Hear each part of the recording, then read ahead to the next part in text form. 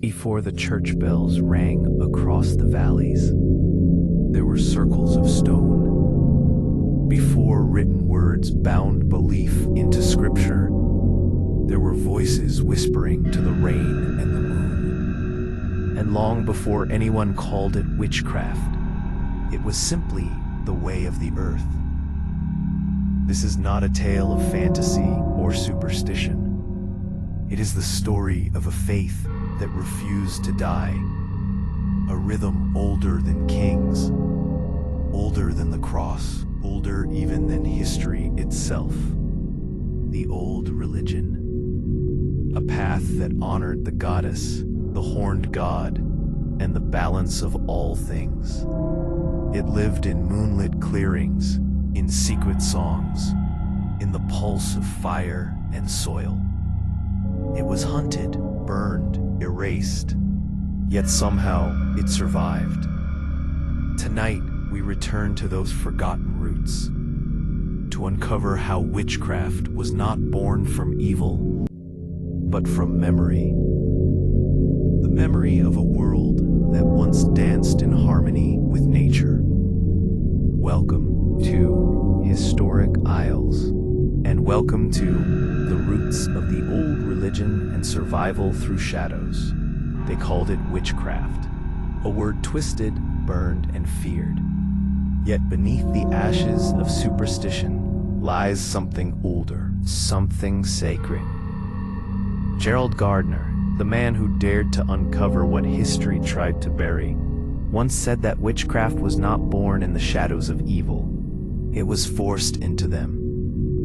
To understand witchcraft today, one must return far before the Inquisitions, before the bonfires of ignorance, back to when the earth was a temple and nature itself was divine. In the beginning, there were no churches, no priests, no walls separating the sacred from the soil. The ancient people lived by the pulse of the land. The rising sun was their promise, the moon their guide, and the stars, silent witnesses to every birth, every ritual, every death. This was the old religion, a faith woven into the wind and rain. It had no scripture, only rhythm, no commandments, only balance. To live in harmony with the elements, that was the creed. As centuries turned, new gods arrived, loud, demanding, jealous. The gentle whispers of the mother faded beneath the sermons of the father. And those who still bowed to the moon, those who still danced in secret circles, were branded as heretics, witches, pagans, outcasts of a newly ordered world. But Gardner's revelation was clear. They never disappeared. They survived, in remote forests, in candle-lit cottages, beneath the silvered light of full moons.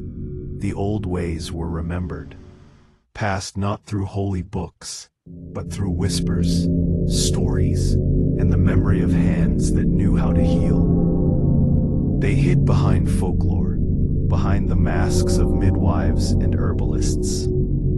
They learned to speak the language of the new faith, while keeping the old one alive in secret, a silent rebellion of belief. Kept alive by those who refused to let the mother die. Picture it, a small village in medieval England. Night falls. In a clearing surrounded by oak trees, a few figures gather, cloaked and quiet. They form a circle, a symbol older than time itself. They call upon the elements, earth, air, fire, and water. Their leader, a woman with silver hair, raises her hands to the moon and whispers an ancient name, forgotten to most, forbidden to some. This was no devil's work. This was remembrance, the last spark of an ancient fire still burning under the wake of fear. Gardner believed this secret faith never truly died because humanity needed it.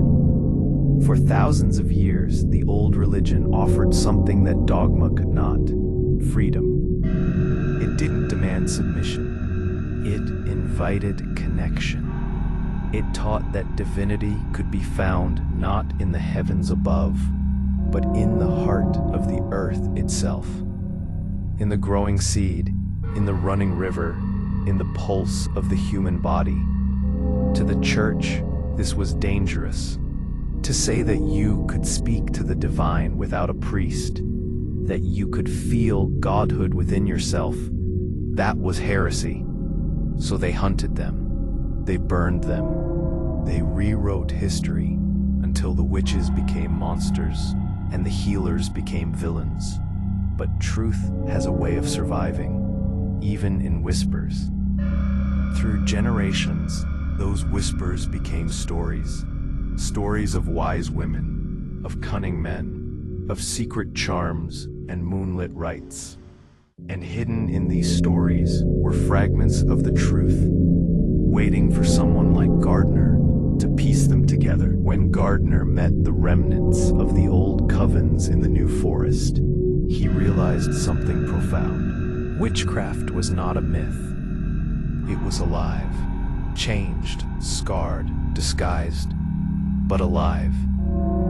The old religion had evolved like the earth itself, adapting to every threat, every age. The witches of Gardner's time were not what the church feared. They were inheritors of an ancient current. They believed in duality, the goddess and the god, nature and spirit, life and death, each bound in eternal rhythm.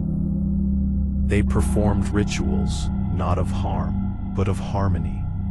To them, magic was not a weapon. It was a language, a way to speak with the unseen. And in their gatherings, they found liberation. In an age of rigid morality, they dared to celebrate the body, the senses, the cycles of nature. Their dance under the moon was not rebellion, it was renewal. Still, the world above ground was not kind. The word witch carried centuries of fear, and even Gardner's discovery risked ridicule. But he stood by what he found, insisting that witchcraft was the survival of the pre-Christian faith, the oldest religion of humanity. He called it the craft of the wise, and those who practiced it, the Wicca. In his writings, Gardner painted a vision both historical and spiritual, a faith that had slipped through the cracks of persecution and time. He suggested that the witch trials were not mere hysteria. They were the violent suppression of a surviving pagan faith. To most historians, that was a radical claim. But to those who had seen what he had seen, the rituals, the symbols, the unbroken lineage, it rang with truth.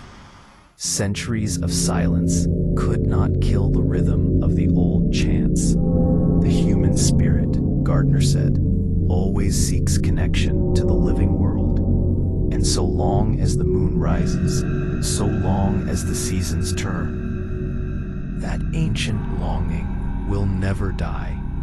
The witches, those who carried the spark through ages of fire and fear, were not servants of darkness, but keepers of balance.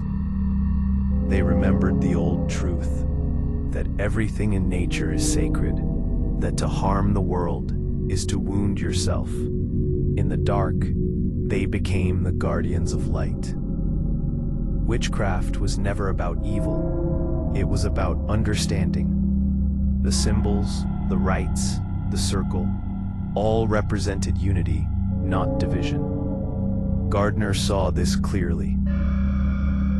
He saw that the modern world, obsessed with progress and power, had lost something vital, the bond between human and earth, body and spirit. And so through his words, the old religion found its voice again. What began in the soil of prehistory survived through centuries of fear, was rediscovered in a quiet forest in England. The craft had endured because belief, like nature, cannot be destroyed, only hidden, and when the time comes, it grows back through the cracks of history, green and defiant. The roots of the old religion were never dead. They were waiting in the shadow, in the silence, in the soul of those who could still feel the earth beneath their feet.